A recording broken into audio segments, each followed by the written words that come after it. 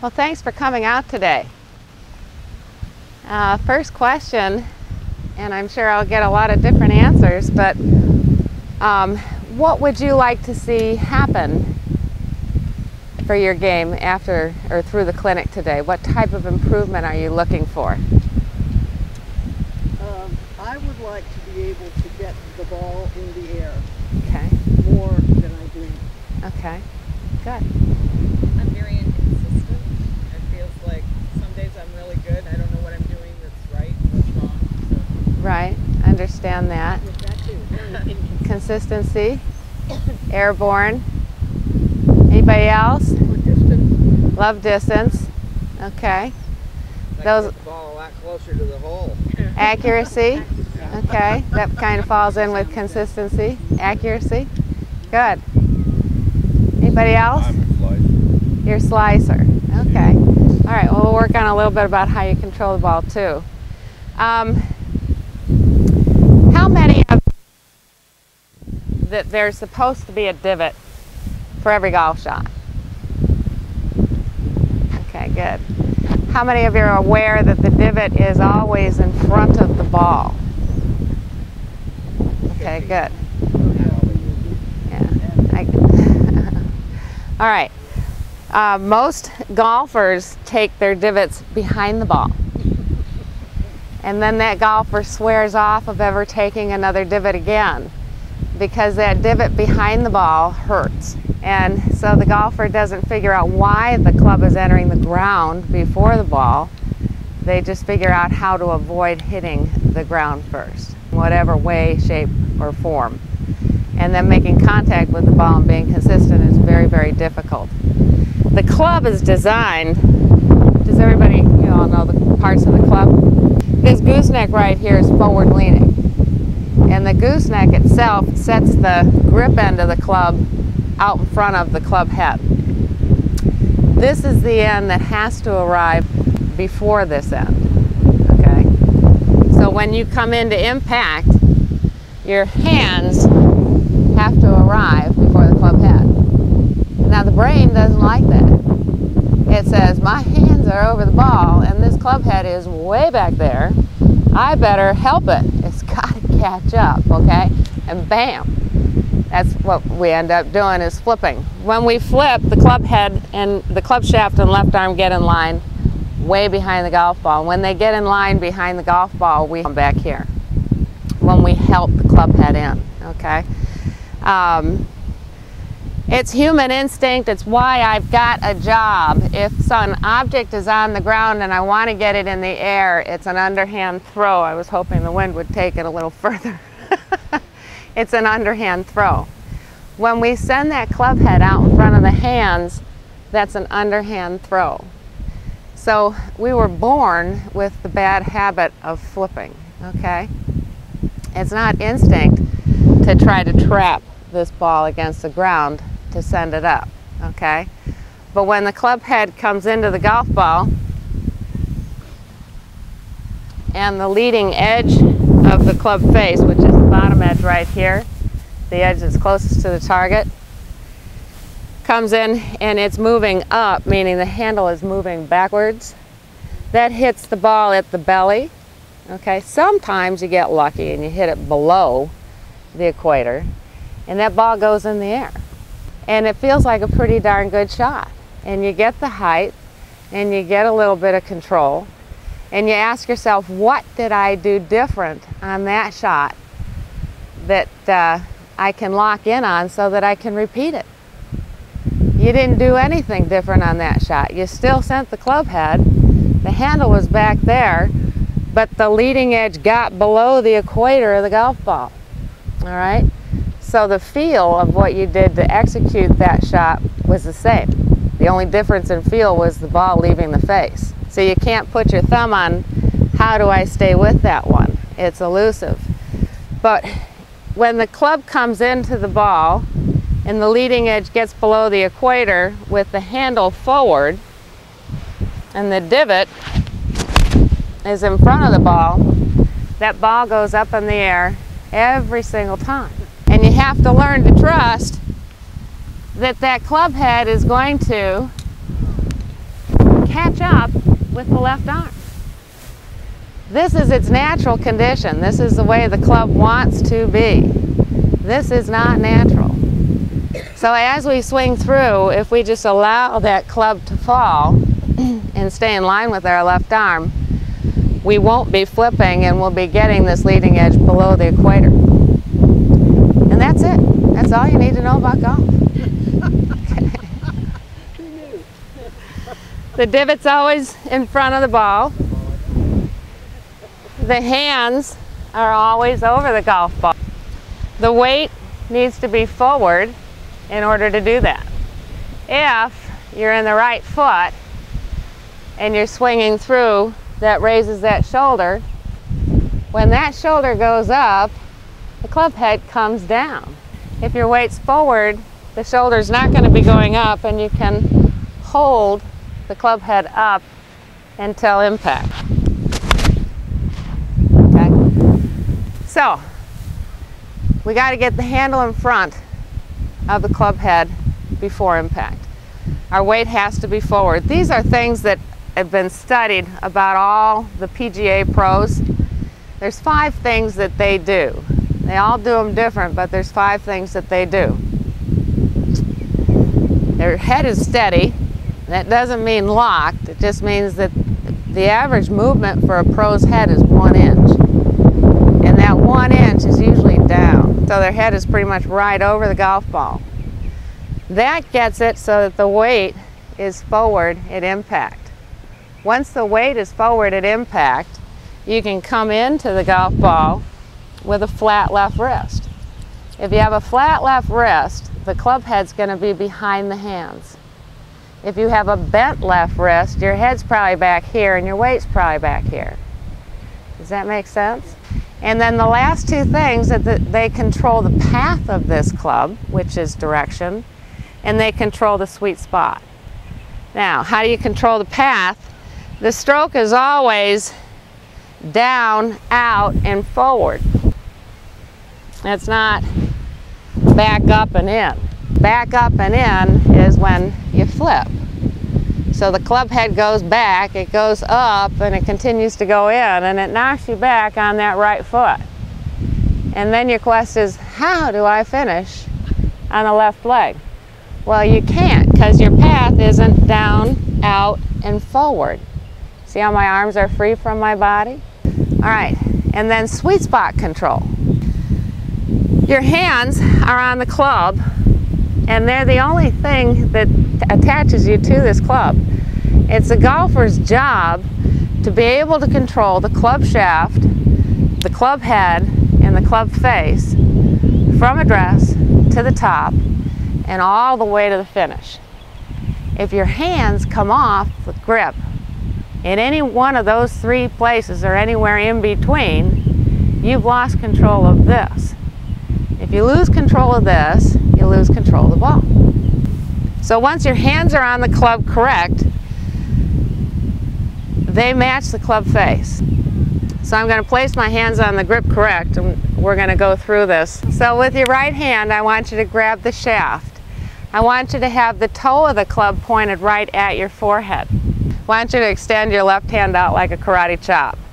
Where your fingers meet the palm, I want you to place the front of the grip. The front of the grip is because the face is the front of the grip, right there. Then I want you to curl your index finger underneath the shaft. And I want you to just let the club head fall and catch it with the heel pad. Let's do that again. All right? So we're going to place our fingers right at the front of the grip. We're going to curl our index underneath. We're going to let the club head fall, and we're going to catch it with the heel pad. Great. From there, curl the last 3 fingers around the back end of the grip and place your left thumb just to the top right of the grip. The thumbs don't go down the top, they go opposite. So the left thumb goes to the top right. And that thumb placement is real important because that's where we place the right hand. In our right hand, in between the heel pad muscle and the thumb pad muscle, surround those 2 muscles around the left thumb. Okay? Now I've already seen a bunch of grippers, okay, reach under.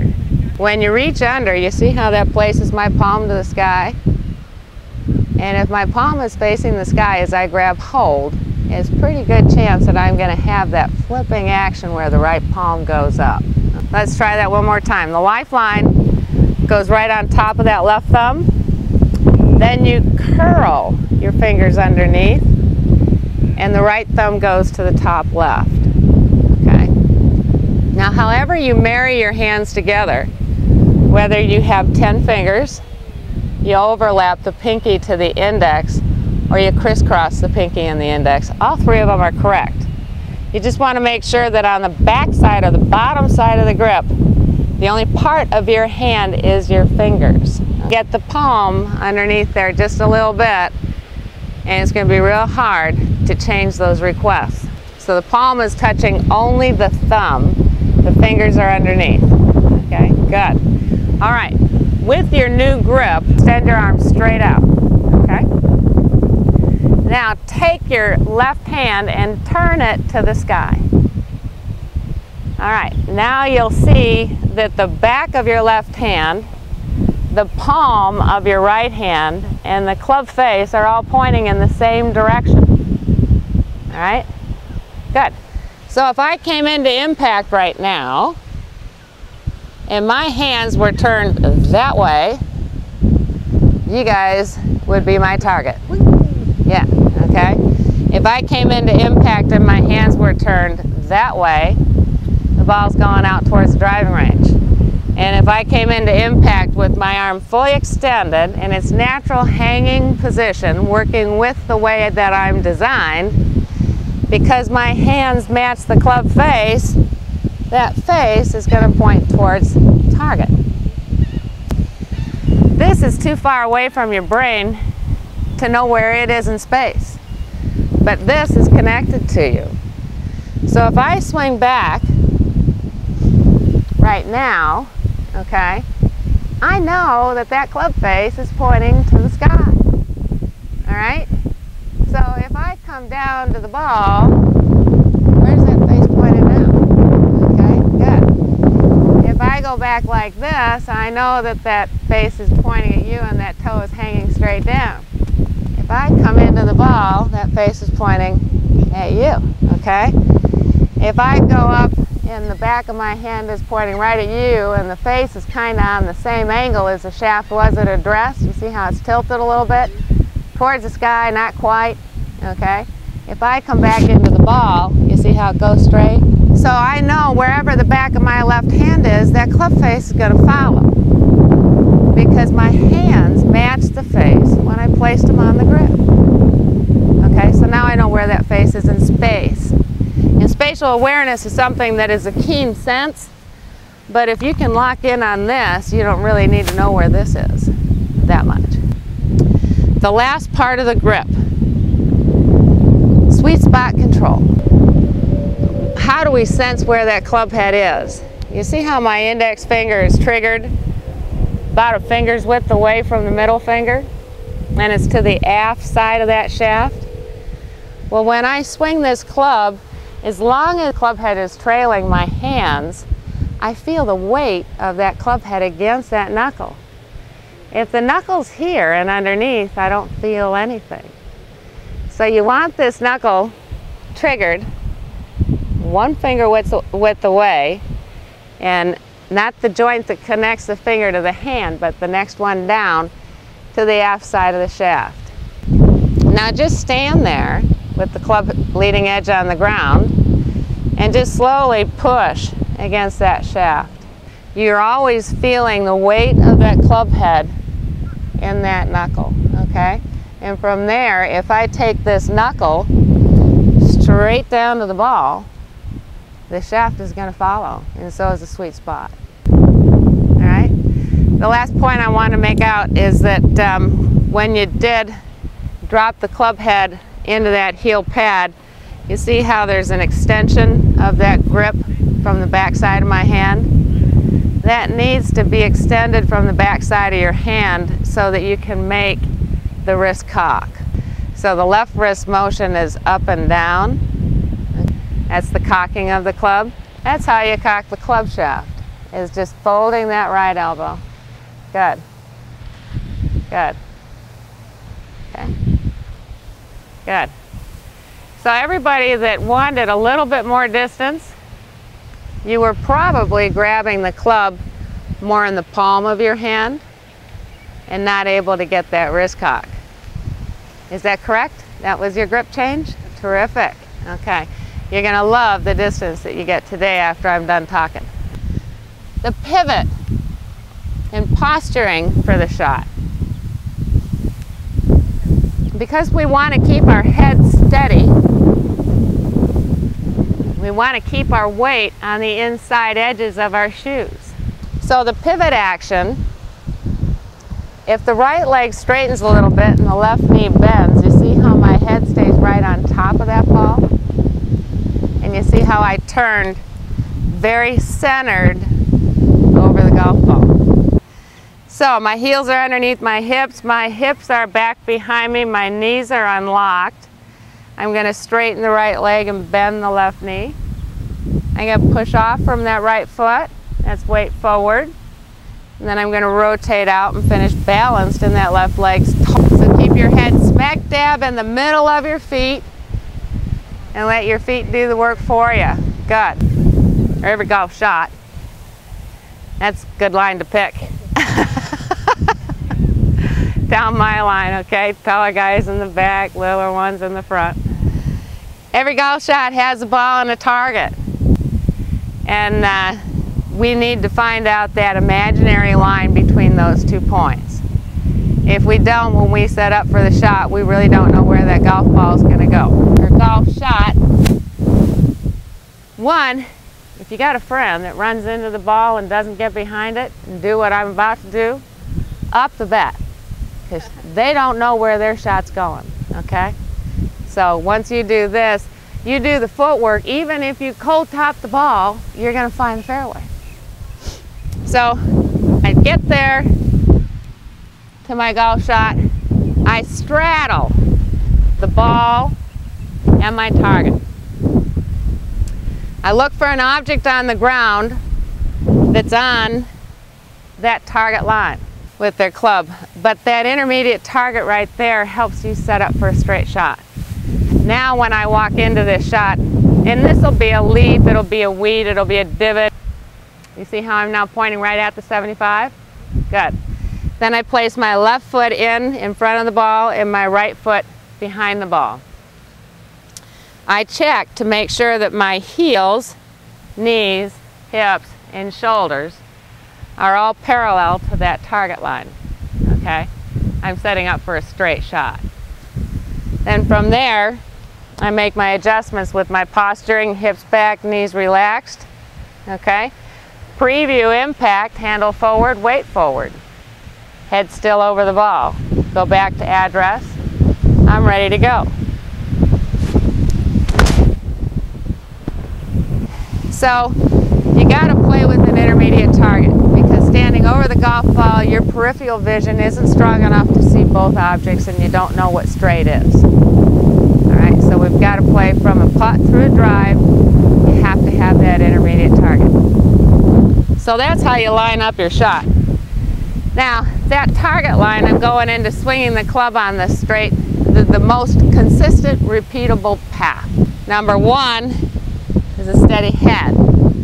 Number 2 is weight forward and impact. Number 3 is the handles out in front of the club head, which means this left wrist is flat. And then number 4 is swinging this club on a consistent path. All right? How do we do that?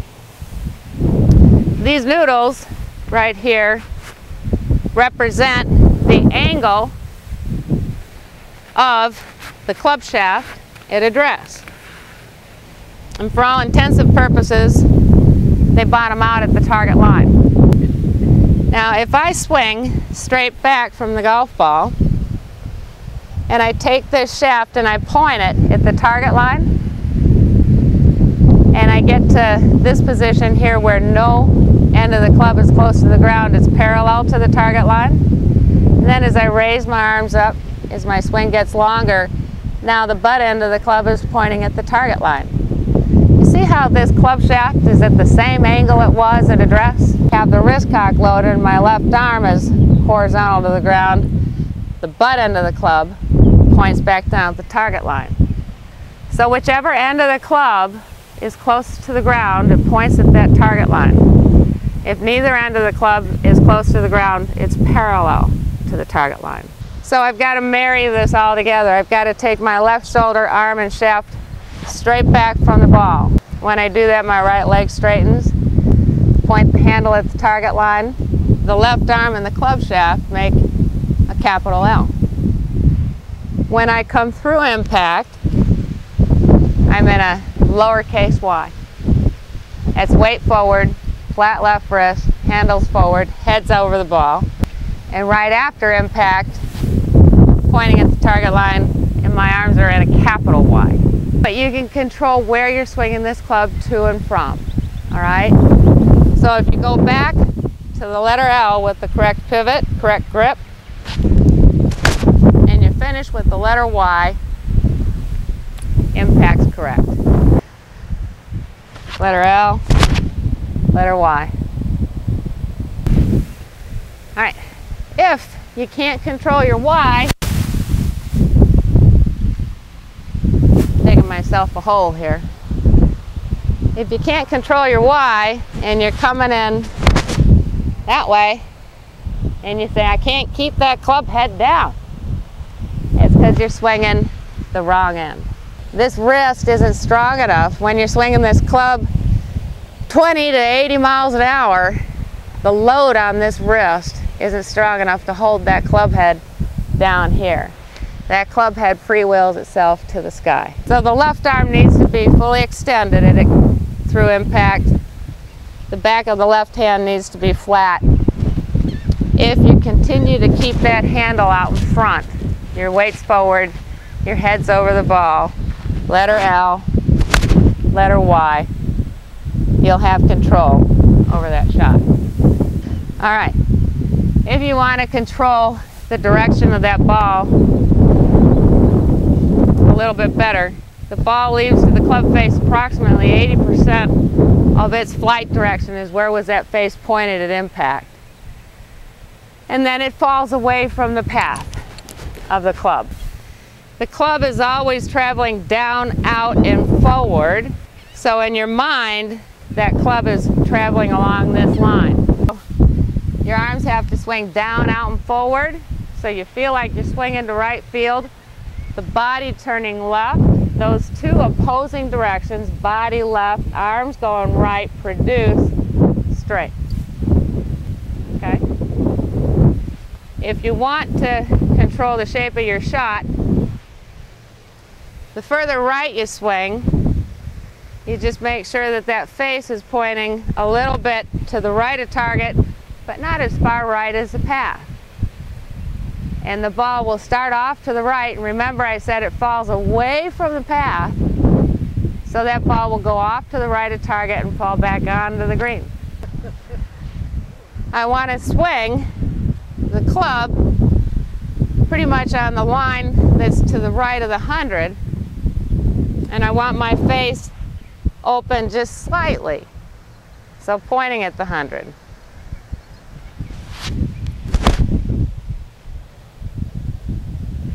And it starts off to the right and comes back to the left. So the opposite is true with controlling the ball from left to right. The ball always leaves where the face is pointed. It's going to fall away from the path. Okay, so if I swing a little bit left, my club face is pointing just a little bit left of target. That ball will start off to the left and try in this wind to work its way back. So those are the two shot shapes that you need to be able to work the ball out there and find your target. If the face is to the right of the path, remember it's going to fall in the direction of the path. It's going to go further right. That's your slice. If the face is to the left of the path, it's going to fall further left, and that's your duck hook. We learned a new grip. We learned why our hands are on that club the way that they are so that they can control the face. We learned that our hands match the club face at address. Wherever our hands are at impact, as long as the back of the left wrist is flat, that handle's coming into impact before the club head, we've got club face and sweet spot control. The only way that we can do that is to keep our head centered. Right leg straightens, left knee bends. You see how my head stays in between my feet? Push off with the right foot, my head still stays here. I push off with my foot. My head stays right over the ball until the ball's gone. And then I finish perfectly on my left leg. What I want to do now is get everybody out there in a station and see how well I communicated the basics of these fundamentals.